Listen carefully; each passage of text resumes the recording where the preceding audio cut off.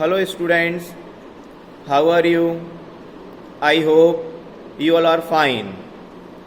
Now, from today onwards, we are going to start our new chapter of our social science textbook, that is Globe, a model of the earth. Now, first of all, what do you understand by globe? ये globe होता क्या है? आप इस globe से क्या समझते हो? It is a representation of our earth. Globe क्या है? एक नमूना है, एक सैंपल है जिसमें पूरा अपने अर्थ को डिस्क्राइब किया गया हुआ है. नाउ अपने बुक में कुछ कीवर्ड्स दिए हुए हैं. At the top of our book you can see some keywords. Now we are going to understand these keywords one by one. First, axis. What is axis? Axis is an imaginary line. हमेशा ध्यान रखना, axis जो है वो अपना एक imaginary line है, ठीक है, जो केवल अपन इमेजिन कर सकते हैं. Axis is an imaginary line in which our earth rotates, जिसमें अपना अर्थ रोटेट करता है. जैसे आपने एक ग्लोब देखा है, ग्लोब में जो अपन उसको सर्कल करते हैं, उसको घुमाते हैं, तो वो अर्थ रोटेट होता है. अपना ग्लोब की जो होल सर्कल में जो बॉडी है वो रोटेट होते हैं. तो जो रोटेशनल वाली जो लाइन होती है उसी को ही हम एक्सिस बोलते हैं, जिसको अपन देख नहीं सकते, बस इमेजिन कर सकते हैं कि अपना अर्थ जिस लाइन पर रोटेट कर रहा है उसी को ही हम एक्सिस बोलते हैं. It is an imaginary line in which our earth rotates. Now second is there equator. What do you understand by equator? Equator, the word equator itself describe its meaning. Equator that means equal. Equator that means equal. आपका जो globe है, आपका जो पूरा globe है, जो अपना अर्थ, और चाहे आप इवन आप अर्थ को डिस्क्राइब कर सकते हो या ग्लोब को डिस्क्राइब कर सकते हो, कोई एक ऐसी लाइन जो किसी राउंड बॉडी को दो हेमिस्फीयर में डिवाइड कर दे, दो हेमिस्फीयर में डिवाइड कर दे, तो उसी को हम बोलते हैं equator. That means both the hemisphere are equal in shape और इक्वल इन साइज, उसी को ही हम बोलते हैं equator. The largest parallel which divides earth horizontally into equal hemispheres is known as equator. Equator मतलब यह है कि अपने अर्थ को दो हेमिस्फीयर्स में जिस लाइन ने डिवाइड किया हुआ है उसी को हम बोलते हैं equator. Third one is explorer. A person who travels to find out what other places are like. Explorer वो पर्सन होता है जो किसी छुपी हुई चीज को या फिर छुपी हुई जगह को हम सबके सामने एक्सप्लोर कर देता है. मतलब हम सबके सामने वो उस चीज को बाहर निकाल देता है और उसको आइडेंटिफाई करता है कि ये जो लाइक प्लेसेस हैं इसके ये फीचर्स हैं, उसी को हम बोलते हैं एक्सप्लोरर. मतलब ये जो पर्सन होता है जो जगह जगह घूमकर एक नई चीज हमारे सामने लेके आता है, उसी को हम बोलते हैं explorer. Now last one is grid. What do you understand by grid? A pattern of straight lines that cross each other and form a series of squares is known as grid. Grid मतलब ये होता है एक parallel line की series होती है जो आपको latitudes as well as longitudes में डिवाइड करती है और वो एक छोटे छोटे स्क्वायर्स को फॉर्म कर देते हैं, उन्हीं को बोलते हैं grids.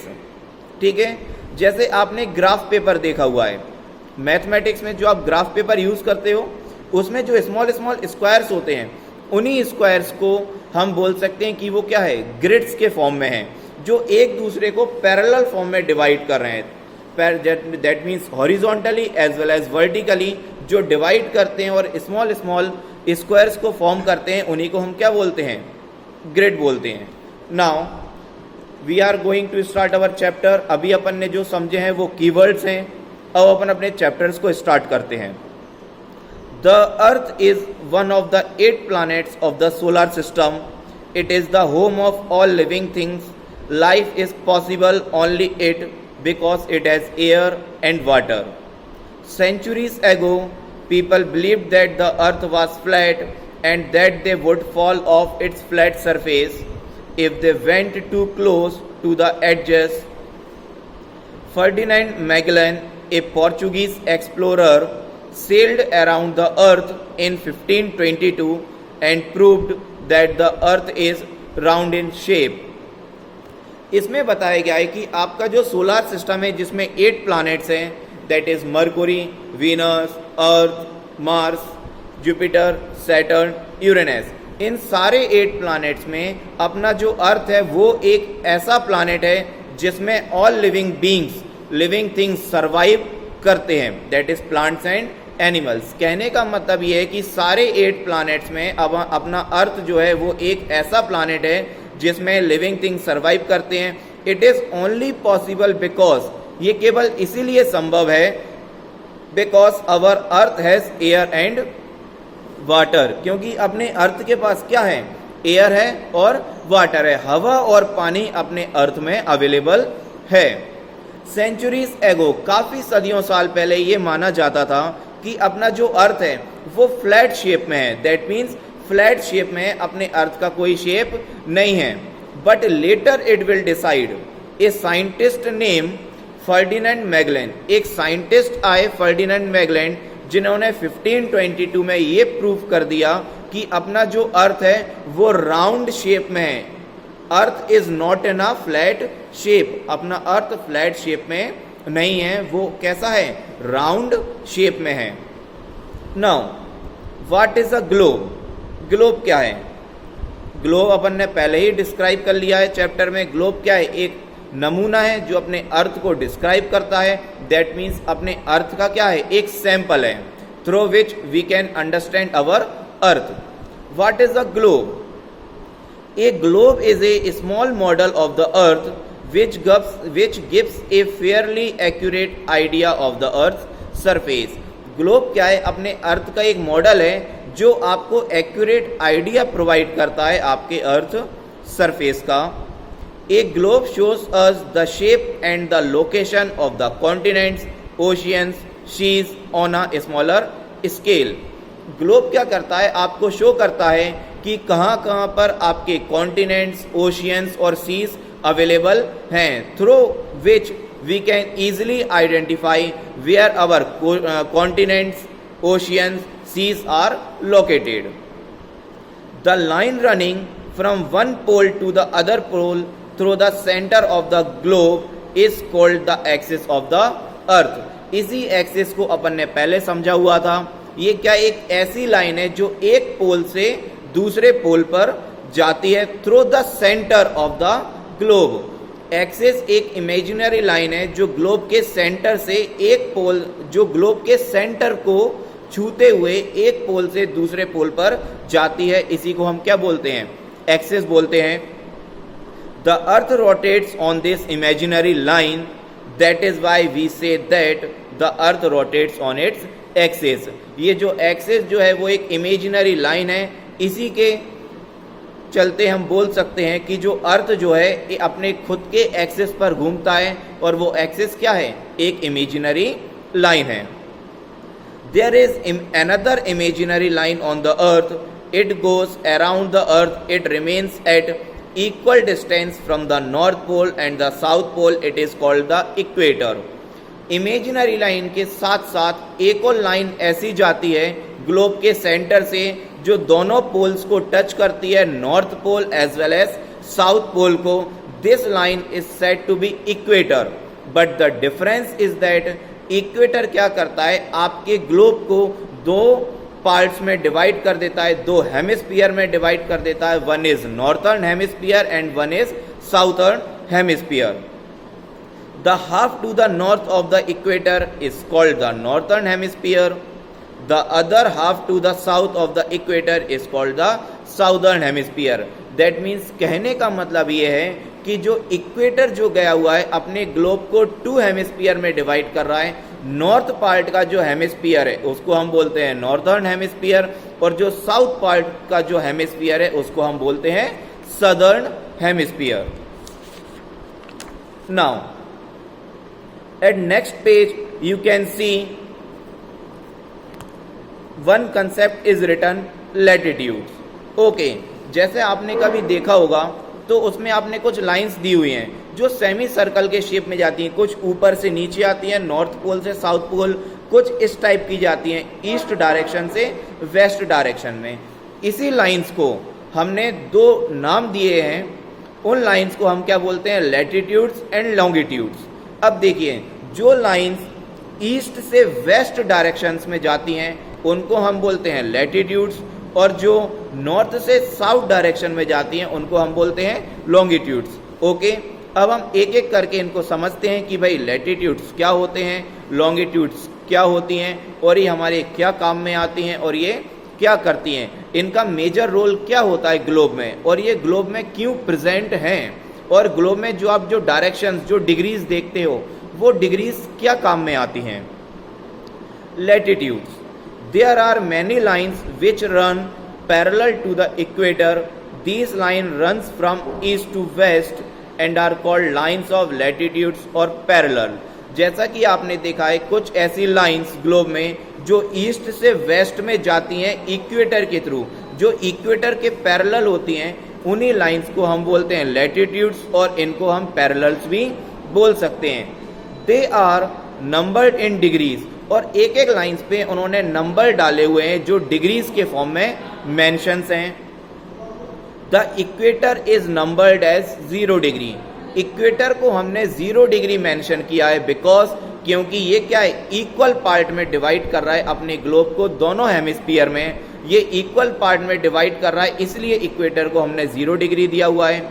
There are 90 degrees of north latitudes and 90 degrees of south latitudes. That means कहने का मतलब ये है कि अपनी जितनी भी लैटिट्यूड्स हैं, नॉर्थर्न साइड में भी अपन ने उनको 90 डिग्री में डिवाइड किया हुआ है, as well as southern part में भी हमने इसको 90 डिग्री में डिवाइड किया हुआ है। The latitude that runs around the earth at the equator, it is the longest and the length of the latitudes go on decreasing as we approach towards the pole. कि सबसे जो longest latitudes हैं वही क्या है, अपनी equator है। Equator भी अपना ईस्ट से वेस्ट जा रहा है, ये सबसे लॉन्गेस्ट लैटिट्यूड है, और धीरे धीरे जब ये लैटिट्यूड्स पोल के करीब आती हैं, ये अपनी क्या करती हैं, डिग्रीज को डिक्रीज करती जाती हैं। At the north and the south pole the length of the latitude is reduced to merely to a point. यही कहने का मतलब है कि जब ये लैटिट्यूड्स पोल्स की तरफ जाती हैं तो ये अपनी क्या करती हैं, डिग्रीज को रेड्यूस करती जाती हैं at the point. The latitude of the north pole is 90 degree north and latitude of the south pole is 90 degree south. उन्होंने बोला है इक्वेटर की जैसे 0 डिग्री है, ऐसे ही लैटिट्यूड की नॉर्थ डिग्री में 90 डिग्री नॉर्थ को डिस्क्राइब करेंगे, और लैटिट्यूड जो साउथ डिग्री में जा रहे हैं उनको बोलेंगे 90 degree south. Besides the equator, equator के अलावा कुछ ऐसी लाइंस भी, कुछ ऐसी लैटिट्यूड्स भी उन्होंने ड्रॉ की हुए हैं जिनको उन्होंने कुछ अलग अलग नाम दिए हैं और उनके कुछ अलग अलग डिग्रीज हैं।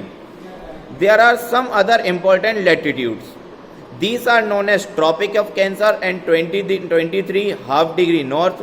दैट मीन्स जो ट्रॉपिक ऑफ कैंसर है जो आपके नॉर्थ साइड में अवेलेबल है, और उसकी डिग्री कितनी है, 23 and half degree. Tropic of Capricorn that is in south, Tropic of Capricorn आपके साउथ पार्ट में आता है और उसकी डिग्री है 23 and half degree south. Arctic Circle, Arctic Circle एक ऐसी लाइन है जो आपके नॉर्थ पार्ट में आता है और उसकी उन्होंने डिग्री मेंशन की हुई है 66 degree north. And Antarctic circle eight 66 half degree south, जो आपका अंटार्कटिक सर्कल है वो सदर्न पार्ट में आता है और उसकी डिग्री उन्होंने मेंशन की है 66 half degree south. Understood? Latitude समझ में आया आप सभी लोगों को कि लैटिट्यूड्स क्या है? लैटिट्यूड्स पैरेलल लाइंस हैं जो इक्वेटर के पैरेलल से पास होके जाती हैं ईस्ट टू वेस्ट डायरेक्शन, जो अपने पास अलग अलग डिग्री में अवेलेबल हैं। 90 डिग्री नॉर्थ में जाती हैं latitudes as well as 90 degree south में जाती हैं, और इन्हीं इक्वेटर से पास होके उन्होंने कुछ अलग लैटिट्यूड्स बताए हैं जिनको अपन ने बोला है Tropic of Cancer, Tropic of Capricorn Arctic Circle and Antarctic Circle. Now अब अपन आते हैं लॉन्गिट्यूड्स पर। लॉन्गिट्यूड्स क्या होते हैं? अपार्ट फ्रॉम लैटिट्यूड्स, लैटिट्यूड से ही हटकर अपने पास कुछ ऐसी लाइंस हैं जो नॉर्थ पोल और साउथ पोल को टच करती हैं। These line are parallel like latitudes. ये भी क्या है? लैटिट्यूड्स के पैरेलल हैं। All these lines are same length, they are called the lines of longitudes और मेरिडियंस। जैसे इक्वेटर से पास होकर सारी लाइन इक्वेटर के पैरेलल होती हैं जिनको हम लैटिट्यूड्स बोला जाता है, ऐसे ही उन्होंने लॉन्गिट्यूड्स को डिस्क्राइब किया है कि लॉन्गिट्यूड्स वो लाइन होती हैं जो नॉर्थ और साउथ पोल को टच करती हैं और आपस में क्या होती हैं? पैरेलल होती हैं एक दूसरे के, और इन्हीं लाइंस को हम लॉन्गिट्यूड्स बोलते हैं और मेरिडियंस बोलते हैं। These are also numbered in degrees. जैसे हमने पहले पढ़ा हुआ था कि लैटिट्यूड्स में भी उन्होंने डिग्रीज को मेंशन किया हुआ है, ऐसे ही लॉन्गिट्यूड्स में भी उन्होंने डिग्रीज को कैटेगराइज किया हुआ है। Since all the meridians are equal in length, जैसे सारे लैटिट्यूड्स इक्वल लेंथ की होती हैं, ऐसे ही सारे लॉन्गिट्यूड्स भी इक्वल लेंथ के होते हैं। अब देखिए इसमें लॉन्गिट्यूड्स में एक कंसेप्ट बताया हुआ है, the meridian passing through Greenwich near London in UK is taken as 0 degree. The line of longitude is called the prime meridian. उन्होंने बोला है लॉन्गिट्यूड जो यूनाइटेड किंगडम के लंदन से पास होके जाती है उनको 0 डिग्री बोला जाता है, और इसी 0 डिग्री के कारण इसका नाम दिया है प्राइम मेरिडियन। आ गया समझ में? नेक्स्ट देखिए, इसमें एक वर्ड आया हुआ है ग्रिड। What is grid? आपने ग्रिड को पहले ही आइडेंटिफाई। ग्रिड मतलब क्या होता है? ए स्मॉल स्क्वायर्स। ग्रिड का मतलब अपन ने क्या पढ़ा था? Small squares. मैंने आपको एक एग्जांपल भी प्रोवाइड किया हुआ था। जैसे आपने ग्राफ पेपर देखा है, ग्राफ पेपर में आपने एक छोटे छोटे स्क्वायर बॉक्स देखे हैं, उन्हीं को हम ग्रिड बोल सकते हैं। तो अब ये जब मैथ्स में जो स्मॉल स्क्वायर्स को ग्रिड बोला जाता है, तो ग्लोब में इस वर्ड को ग्रिड क्यों बोला गया है? ग्लोब में इस ग्रिड वर्ड का क्या काम है? तो जैसे अपन ने पूरे ग्लोब को समझ लिया है कि लैटिट्यूड्स क्या होते हैं और लॉन्गिट्यूड्स क्या होते हैं। अब आप मन में ही एक आइडिया बनाइए कि जब लैटिट्यूड्स और लॉन्गिट्यूड्स आपस में ऐसे क्रॉस होके जाएंगे तो वो कहीं ना कहीं अपने एक छोटे छोटे स्मॉल स्क्वायर्स बनाएंगे। उन्हीं स्मॉल स्क्वायर्स को हम क्या बोलते हैं? ग्रिड बोलते हैं। The latitudes and longitudes intersect each other at right angles and form a network. This network is called a grid. जैसे हमने बोला है कि लैटिट्यूड्स और लॉन्गिट्यूड्स एक दूसरे के इंटरसेक्ट होते हैं और अपना 90 डिग्री का एंगल बनाते हैं, उन्हीं को हम क्या बोलते हैं? ग्रिड बोलते हैं। The grid help us to find places on a map. Grid क्या काम करता है? मैप पर किसी पार्टिकुलर प्लेसेस को आइडेंटिफाई करने का काम करता है। जैसे एक उन्होंने एक एग्जाम्पल में मुंबई सिटी दी है और उसका ग्रिड दिया हुआ है कि अगर आप मुंबई सिटी को लैटिट्यूड से अगर आप मेंशन करोगे, लैटिट्यूड से अगर नोट करोगे तो 18 डिग्री 55 डैश ये नॉर्थ में अवेलेबल है। अगर आप लॉन्गिट्यूड से अगर इसको आइडेंटिफाई करोगे तो ये 72 डिग्री 54 डैश ईस्ट में मिलेगा। आ गया समझ में? Mumbai will be found at the point where parallel and meridian of 72 degree 54 dash E intersect. Mumbai grid में मतलब मुंबई जो है वो ग्रिड के उस स्क्वायर में अवेलेबल है कि अगर आप उसको पैरेलल फॉर्म में देखोगे तो वो नॉर्थ डायरेक्शन में आपको 18 डिग्री 55 डैश नॉर्थ में अवेलेबल है, एंड मेरिडियन दैट मीन्स अगर आप लॉन्गिट्यूड की साइड देखोगे तो वो 72 डिग्री 54 डैश ईस्ट में अवेलेबल है। In this way we are able to locate places on a globe और ऑन ए मैप। इसी तरीके से हम सारे प्लेसेस को ग्लोब में और मैप में आइडेंटिफाई कर सकते हैं। Maps also have the same system of latitudes, longitudes and the same grid. जिस तरह से ग्लोब के पास अपने लैटिट्यूड्स, लॉन्गिट्यूड्स एंड ग्रिड्स होते हैं, ऐसे ही मैप्स के पास भी अपने अपने latitudes and longitudes and grids present होते हैं। So students, our first chapter is completed. आपको समझ में आया ये चैप्टर? अगर आपको इस चैप्टर से रिलेटेड कोई भी डाउट है वो अपन अपने नेक्स्ट क्लास में कवर करेंगे. Okay, so thank you all. That's it for today. Bye bye students.